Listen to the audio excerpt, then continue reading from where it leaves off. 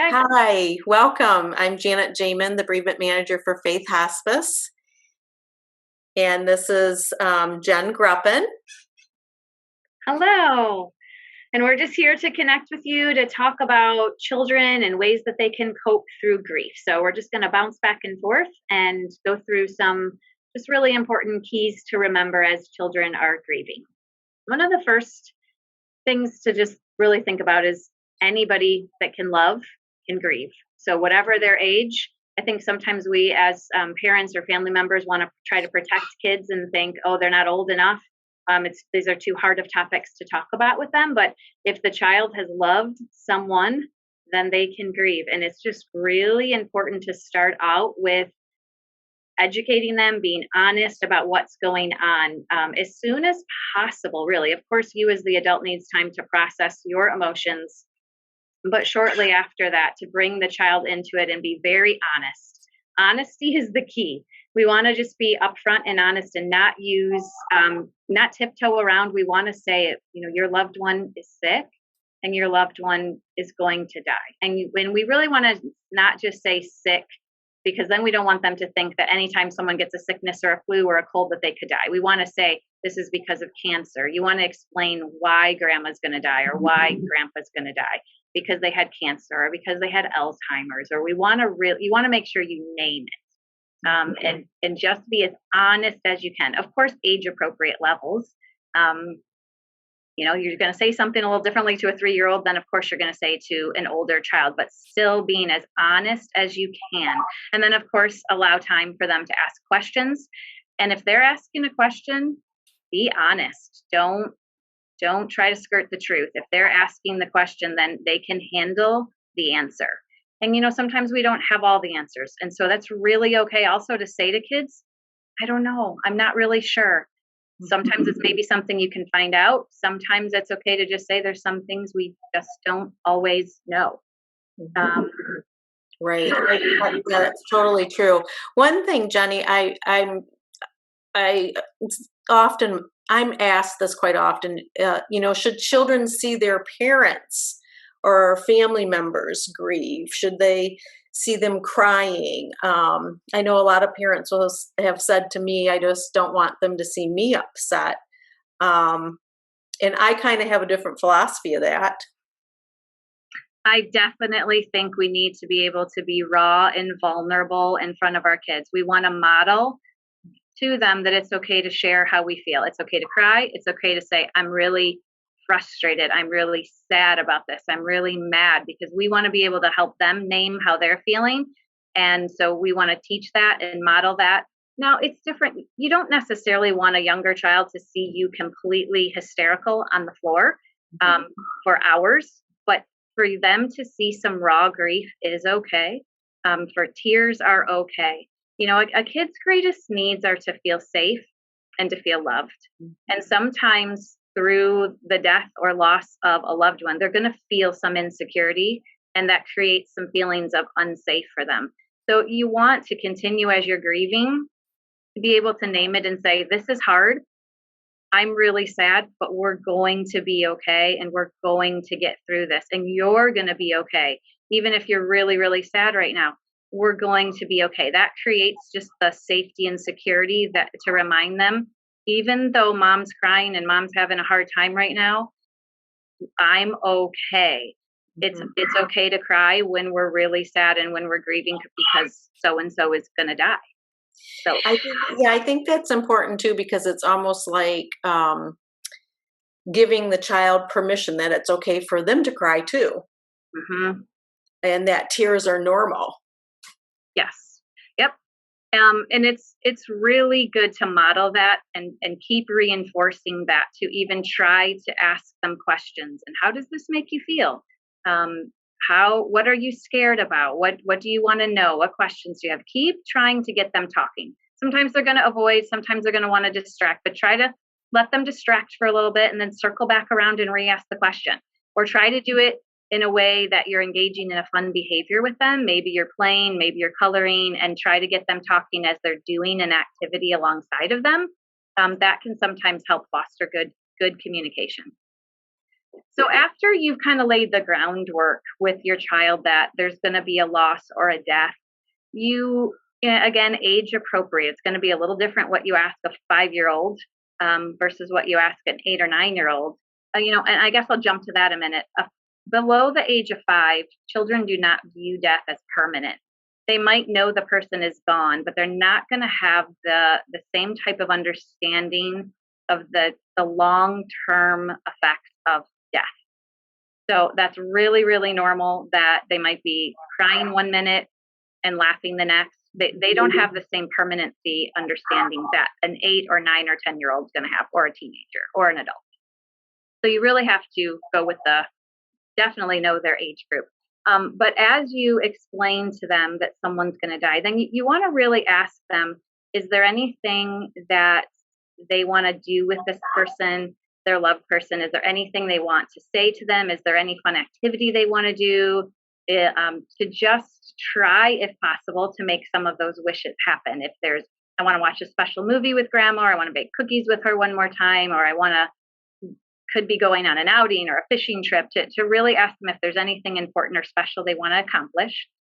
And then it's really important to ask them to say something to that loved one, either say it or write it or record it, to record a video, to write a letter, to be able to express to that loved one how they feel. If it's a 3-year-old, I would say, let's draw grandma a picture. Tell her how you feel. Draw your favorite memory of you and if it's a 7 or 8-year-old or even older, I would ask them to write a letter. If it's someone that can't write, you can say, I can write something out and tell grandma what you want to say to her. If it's someone older, you definitely want to encourage them to write. And then if they want, the best thing would be to do if they could share it with grandma or mom or dad. But if they don't feel comfortable doing that, then offer, I'll read it for you, or I'll take this and give it to grandma.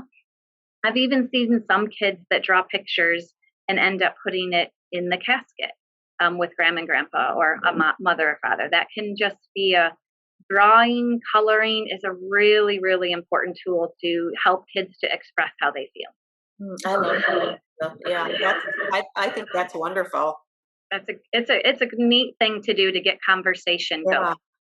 And sometimes it's awkward to just have conversations with loved ones, but if you can write it out first, that can just open the doors and pave the way for a good, healthy conversation about how much we love each other or appreciate each other. Or you can even frame it of, what are you thankful for that grandma's taught you or dad's taught you? And then, of course, on the other side of that, you want to ask the person that you know is dying to do the same thing. Could they write a letter? Could they make a video? Could they offer a gift to this child of just expressing how they feel or what they love about them or what they're thankful for? That is something I've seen many families just treasure. We've had families that we've worked with where they might write out birthday cards for the next year for that child, something that they can open when they're gone, but not birthday cards or Valentine's cards or Christmas cards, or just cards to open throughout that next year, just to have those words coming from that person that isn't around anymore. That can be a very, very, very impactful thing to do and to offer as a gift to the family members that are left behind. And it's like a keepsake. Yeah. A keepsake for that child. Yeah. Yep. And something they can always hold on to. Oh, I love it. Yep. So another thing that you really want to be able to address with them is asking them or preparing them for what death is going to look like, what death is going to be like, and asking, of course, then age appropriate, but some adults have never seen someone die. Most likely children have never seen that happen. Of course, you're going to start by asking them first, do they want to be present? Do they want to be there if possible? If most of the time we can know that there's signs and symptoms of knowing you have time to get there to be with a loved one. And so ask the child, is this important for you to be here when dad dies? And if so, do you want me to call you away from school? Would you like to get that phone call at school? Would you like me to try to get you here? And then if that is the case, the child wants to be present, you really want to prep them and walk them through what that's going to look like. That we're going to enjoy as much time right now with dad because he's going to get to a place that he won't be able to talk to us. He's going to start talking less and sleeping more and eating less. And dad just might not be as awake as he used to be or as able to get up and play with you as like he used to. So you want to just really prep them as much as possible for what they're going to see. Now, I wouldn't prep them if it's a new diagnosis. I wouldn't prep them with that. If it's a new hospice, we know we've signed on to hospice and we have a shorter time. I wouldn't prep them with that maybe months in advance. I would wait to do those kinds of conversations until we know we're maybe nearing more to the end. So maybe a month before, if sometimes we know that, sometimes you don't. But you don't want to really explain all of that too soon. You got to focus on the life and the good parts and enjoying every moment until you get nearer to the end. Yeah. But definitely try to keep them educated as much as possible. That's going to trickle down to asking them about going to the funeral, and do they want to go to the funeral? Do they want to be there? Again, I wouldn't ask they're not going to be able to answer some of those things until it gets closer to actual losing someone, but it's really important to let that decision be made up to the child. Again, if it's a 2-year-old, 3-year-old, that's sometimes not the best atmosphere. But it really is up to you as a parent. You know your child. You know what's going to be the best for them. If at all you can ask them more at age 4, 5, 6, follow their lead. Sometimes parents will bring kids for a portion of it, have someone be ready to take them out, but be able to have them participate if they want to. You just as a parent don't want to make that decision for your kid. You want to include them in that decision. Yeah, that's a huge question that I think that we get a lot from parents or grandparents, like should my grandchild or should my children attend the funeral?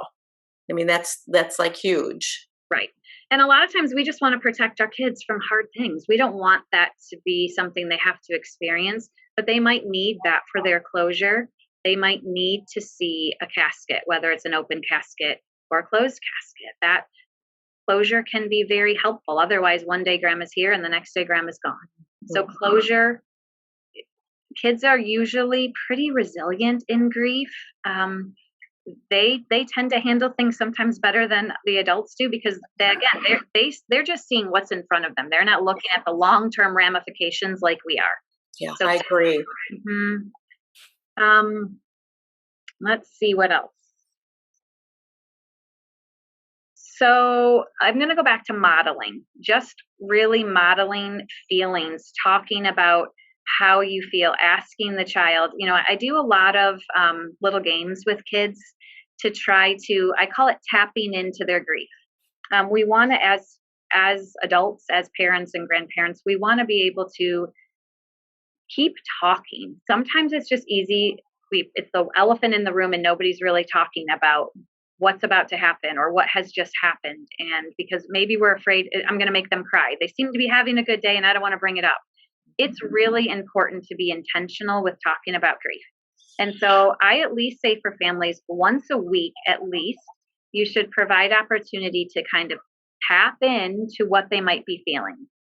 So if it's prior to death, you would say maybe when you're riding in the car or eating a meal. I really try to avoid bedtimes. You don't want to have any of these tap into questions around bedtime.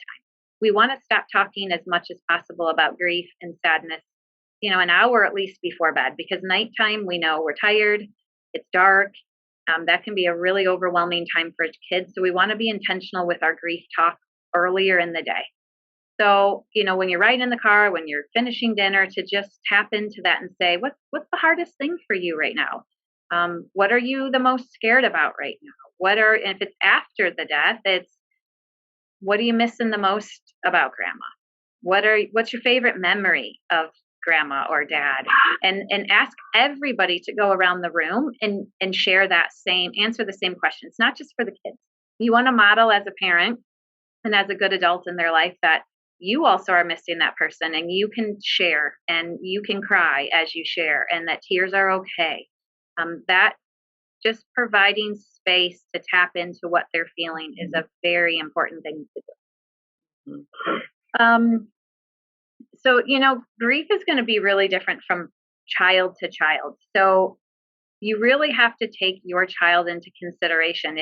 If you're doing these tap in exercises and they are seeming very frustrated or very guarded by it, it's okay or probably very helpful to talk with them about that and talk with them that, hey, it is normal to sometimes it's hard to share feelings, or it makes us sad and we don't want to cry, or sometimes we try to guard our heart and not share what we feel.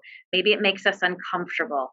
But it's really good to talk to them and start teaching them how healthy it is and how important it is to learn and practice how to share our feelings with others. Because otherwise, I always say to kids, it's swirling around inside of you, all these feelings, this sadness, this hurt. And if we don't release it, if we don't get it out, it's kind of like a volcano that is eventually going to erupt.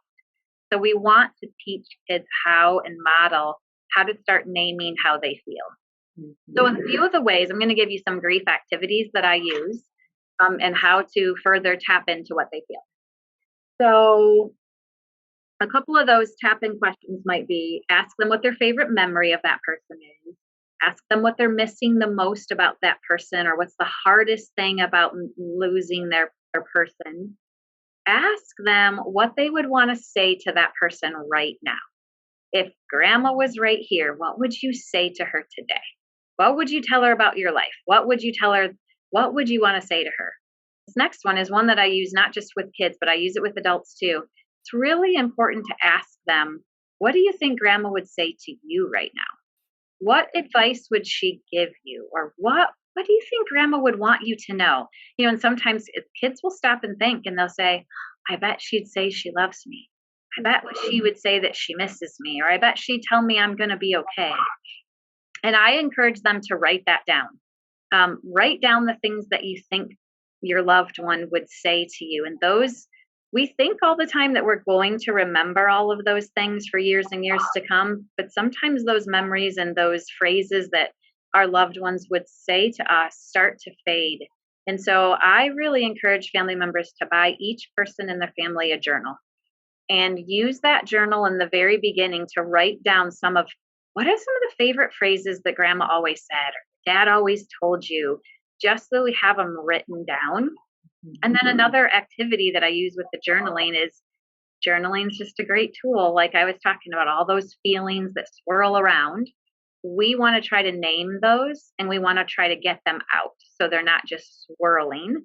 A lot of times when kids have just behavior or feelings that swirl, it can then, if not talked about or expressed, it can turn into bad behaviors. Kids can sometimes regress back to wetting the bed, can regress back to thumb sucking. A lot of times that's because they've got feelings that they don't know how to articulate. Sometimes even like elementary age students want to regress back to thumb sucking, sleeping with you. And those are not bad things. Sometimes those are okay things to let them do and comfort them. Those are going to be a comfort. But we want to continue to teach them how to really try to name what they're feeling and express their emotions so that they can get their feelings out. So journaling, I encourage family members and kids to do at least once a week. And you can use the journal to phrase it that, hey, let's write letters to grandma. Let's just tell her about our day. Let's tell her what we miss about her. Let's tell her what we're thankful for. But let's do some kind of journaling. You can either journal to the person. And of course, we know that the person isn't going to, I emphasize that with the kids. It doesn't mean that we're saying that grandma can hear us, but it's a way to express and talk to her and get our feelings out because we're probably missing being able to talk to her. So you can journal to the person. You can have them journal maybe to God. You could have them journal to whatever faith background you're a part of, or you could just have them journal what they think, what they miss, what they're thankful for about that loved one. So, everybody in the family having a journal is a really powerful tool. And I encourage moms and dads to sit down at the table with the kids and journal together. You're going to model that this is a really important activity that we all do. And even if it's once a week, I of course would love for it to be more than that. And I also encourage people then when they're having a hard day to have that journal just always by their bed or by the kitchen table, and use that journal as a place to write when it's a hard day. If you see that your kid's really struggling, to say, hey, let's pull out our journal. Let's just do some writing. Let's try to name our feelings. So then that jumps me to my feelings sheet. I have a couple of different feeling papers that I use with kids. I just got these online, and they just say, "How do I feel?" And I will have kids point to the face or try to do the name of what they might be feeling.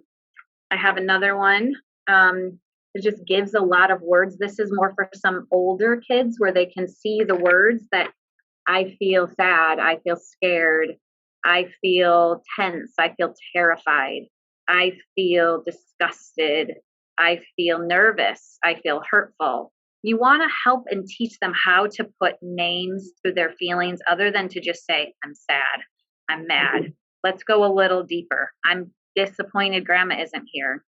I'm scared. I feel alone."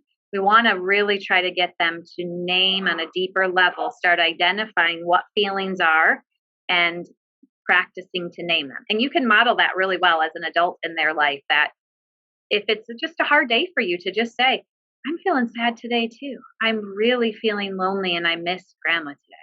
Or, "I'm really disappointed that grandma isn't here for my birthday." To model those feeling words. I feel what? I feel sad. I feel mad. I feel frustrated. I feel alone. It's just a really good practice tool to start naming how they feel at a very young age and to model that. Yeah. I love your suggestion of the entire family having a journal. Because what a great thing as a family to do, really honoring that loved one together. Right. And other families I've known that have done this, it's a really beautiful tool to look back on a year later and see how far you've come in your grief journey. Um, and be able to look at different times you felt really sad and it was hard, but to see how you got through that and you were okay. One of the biggest things that I want to stress to kids is we're going to be okay. This is really hard, but we are going to get through this, because otherwise anxiety starts to creep up when our feelings and our emotions start rising and we start getting, well, what if?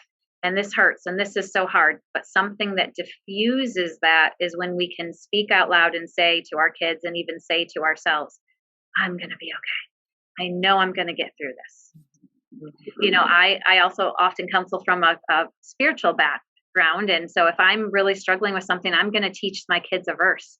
I'm going to have them write out a scripture or something that they can hang on to and meditate. And even if it's they're going to school with, "I can do all things through Christ who gives me strength," or, "I'm never alone. God is always with us. He promises never to leave us." And to really help them meditate on those truths that you're going to be okay. And I guess as we say that, of knowing in the times when you notice that your kids are not okay, of when to reach out for help. We're here as grief counselors to help you and to help your kids through this journey. Sometimes it's important that you just even need 1 or 2 sessions just to have someone else reinforce some of these strategies to your kids. Sometimes it's just reinforcing the strategies to you as the adult of ways and tools that you can really work on some of these issues. So it's always reach out. Don't ever question and wonder. Always reach out and we'll help explore with you. Hey, I think it probably would be a good thing. Or sometimes maybe we would suggest a grief group. There's kids grief groups in our area. There's Starlight Ministries and Ellie's Place, and there's resources for kids. Another thing with kids is it's really important to let their school know what's going on. Notify the school counselor before the death, after the death. Notify the teacher. Just your kids might need a break. Grief can make them feel really tired. So in school, they might need to just have a moment. They step away to go with the counselor, and maybe they just need to cry. Maybe they need to take some deep breaths or just sit with the counselor for a bit and take a little mental break. Grief is exhausting. It is. And you might see your kids be more tired or more irritable, or it's tiring, and it starts to affect their bodies and their behaviors. It's normal for kids to start acting out as they're grieving. And so again, that's why it's important to start tapping into their feelings, to start trying to ask them, "Okay, you seem really angry. What are you angry about? What makes you the most angry right now?" Yeah. Another scale that I use or activity I use is just asking them to list for me on a scale of 1 to 10 how they feel. So 10 being really, really horrible and 1 being really great. How do you feel today? How What number are you? To try to help them start identifying and it just gives you a gauge as a parent. If they're saying a 3, oh, okay, they're doing okay. Sometimes in counseling, I'll ask that for a kid, and if they tell me they're at an 8 or a 9, and they might not be presenting that on the outward, but that number helps me to gauge where they're at inside and how hard to dig at what they might be feeling. So another activity that I do is take a blank piece of paper, fold it in half, and then fold it one more time in half so that you have 4 squares on the paper. And in each square, write a feeling word.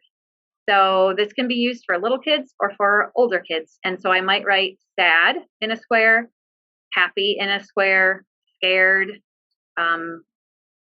Try to balance it with some that are just neutral feelings, some that are easier feelings to talk about. And you definitely want to tap into a few of whether it's mad or sad or scared, and have them either write, if they're able to write with words, or if little kids can draw a picture. You can just tap into a lot of what first comes to the surface when a kid draws a picture. When you use the word scared, draw me what scared is to you. So drawing is a really, really great tool. I love also to play the feeling game. So the feeling game, you can do this when you're riding in the car, you're sitting at the table, you're in the morning brushing teeth. You give them, the child, a word, and they're going to tell you the first thing that comes to their mind. So this teaches them how to start identifying deeper feelings, deeper words, and helps you and helps them to make a connection to what they feel. So you might say, okay, tell me the first thing that comes to your mind that makes you happy. Tell me something that makes you scared. And you want to go around the room again, and you as the adult also want to model that you're answering these questions. You want to do this always right alongside of your child. So give me something that you're scared about. What do you think about when I say the word mad? What makes you fearful? What makes you confused? And you can Google or use that same feeling paper that I showed you. By the way, I Googled that. I just Googled printable feeling faces. There's lots of them online. You can print out. I think it's really wise to have them on your refrigerator, on your mirror in your bathroom, on your kitchen table, to keep really helping feelings be at the forefront of what you can just point to your kid and say, what are you feeling?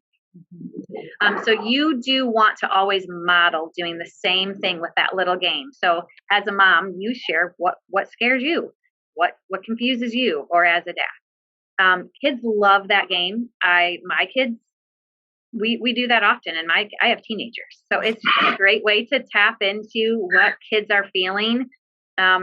And some of the craziest things come up when you say scared. Something might come up that you never knew they were scared about, but that gives you a talking point then and a glimpse into their heart to really know and gauge what they're feeling. So another option of a tool to do is get out some crayons or markers or paints and do a color wheel. Do a chart at the bottom of the paper and write, like, for each color, write a feeling. So you can choose this on your own, or there's also a lot of options online that will tell you, black is usually a color. So you'll write black and you'll write mad or sad. Purple, maybe I'm irritable. Red, I'm happy. Pink, I'm peaceful. So write out just a list of a bunch of different colors and feelings that are associated with those. So some of my other ones I have, I usually do orange and I write crazy, or pink, peaceful, blue, sad, black, mad, yellow, calm. And I will ask them to draw or paint. Paints are an incredible way for kids to express how they're feeling. Ask them to paint you a picture. It's a good way for them to release their feelings, and then also to tell you, and it gives you a glimpse to show you what colors they're connecting with their grief and what really they might be feeling or struggling with, because then it taps into, if the whole paper is black, and you can ask them, wow, what are you mad about? What is the biggest thing that's making you sad today? You did a lot of black today. That just really is a good talking point. Yeah. Is there other questions, Janet, that you have, or things that we should touch on? Well, I wanted to go back on when you were talking a little bit about taking breaks from grief. And I think that's just so important. one of the phrases that I like to use is, "Hey, it's okay to take a vacation from grief." And as a family, I would think, that could be something that a family could do together. Let's take a vacation from grief and do something fun. Yes, very, very good. We don't have to have grief at the center of our mind all the time. It is so good to put it in a box on a shelf and say, we're just not going to think about this for a while today. We're going to go do something fun. I also recommend that a lot at nighttime. If your kids are struggling before bed, you start a habit and a pattern with them to say, hey, we're going to put grief in a box on a shelf in our mind at 7 o'clock at night, and we're not going to open that box until the next day because it's just too hard to think about all these sad things at night.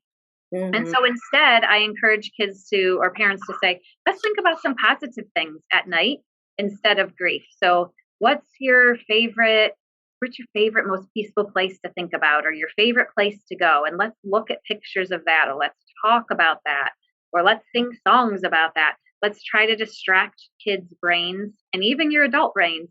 You don't want to be grieving a lot at night. It's Right. just not helpful. It's a it's just a hard time to do grief. You want to sleep. And if you start thinking, we all know how that goes. And then your mind is going, going, going, going, going, going, and you can't shut it off. Mhm. And so I will often tell people, find your peaceful place. And I'll ask kids, what's the most peaceful place you can think of right now, or your happy place? And I'll have them close their eyes and think of that place. And adults too. This is helpful for you. And, for me, that's the beach. It's the water. It's being on our boat and floating in Lake Michigan. And so I will close my eyes and I'll have the kids do that. Let's picture our peaceful place. And that's how we want to fall asleep. Or find a scripture to keep restating over and over, or songs to listen to at night, or things to help shift our brain to distract our brains from the grief, because we all need a distraction from grief from time to time. Yeah. It's all consuming. Yeah. I mean, and it could be simple things too. It could be like a funny movie and popcorn. Yes. Oh, for sure. An outing, something fun. Yeah. Yeah. Yes. Yep. I mean, for me, sometimes when nights are really hard and my mind is swirling with a lot, I will watch a funny show before I go to bed. Yeah. I just need something to make me laugh and completely shut down my brain. Yes. Yes. Instead of watching the news. Yes. Yep. Yes. Let's not watch the news at night or talk about grief before bed. Yeah. It is just not a great thing to I agree. I agree. do. Well, And Jen, I'm sorry. Go ahead. no, I was just going to remind everybody to reach out to us, that we Oh, are available at any point with questions, resources. That's why we're here, a phone call away to say, hey, most parents just want to know, is this normal? My kid's doing this. A lot of times what I find is the parents really need the equipping. Most of the time, if it's a loss of a parent for a child, that's a very significant loss. And most likely they're going to need some grief support. mhm. Um, losses of grandparents can be impactful if the child was really, really close. But most of the time, I find kids are pretty resilient and bounce back fairly well, of course, doing these strategies. And a lot of times, parents just want to know that what their kid is doing is normal. And so we're here to help equip you, parents and grandparents and friends and family members of kids that are grieving, to know how to help your kids best tap into their grief feelings. Talk, talk, talk. Yes. Um, just talk. Just keep talking. Don't think, oh, I don't want to bring them down. They look fine today. It's okay. Most likely the grief is swirling anyway. And so it's good to offer an opportunity to say, hey, what are you missing the most about grandma this week? What have you thought most? Like the other thing I'll ask, how many times a day have you thought about grandma today? That gives you a really good gauge into a kid's heart to know if they're telling you it's 10 times a day, they're grieving a lot more than you might realize they are. So you want to tap into their grief more often. If I have a kid that tells me, oh, maybe once or maybe once a week, you might not need as intentional. They're doing okay. And it's okay for kids to be okay with the loss also. You don't have to be concerned that they're stuffing it if they're okay. Kids do tend to bounce back. A kid just wants a normal life. So as much as you can try to keep things normal and keep structure and routine, kids are pretty resilient. Mhm. But of course, if there's behavior issues, if they're not sleeping, if they're anxious, it's really important to get them connected to us and get them connected to a grief counselor or a grief group as soon as you can. Yeah. Well, I think those are great strategies, Jen. And I just want to remind people that you can go to our website, faithhospicecare.org, and you'll see like a little hamburger up in the corner, and you can hit that, and the box will drop, and you can go to bereavement resources. And that actually will bring up some different podcasts that we have listed there. There are some webinars also. And then there are some resources for children. There are age-specific books that are listed on our bereavement website. And so it's just another tool for you to access. And like Jen said, if you have questions or concerns or want to talk to one of us, you can always call us at 616-235-5122. Great. Thanks so much. Yeah, thank you.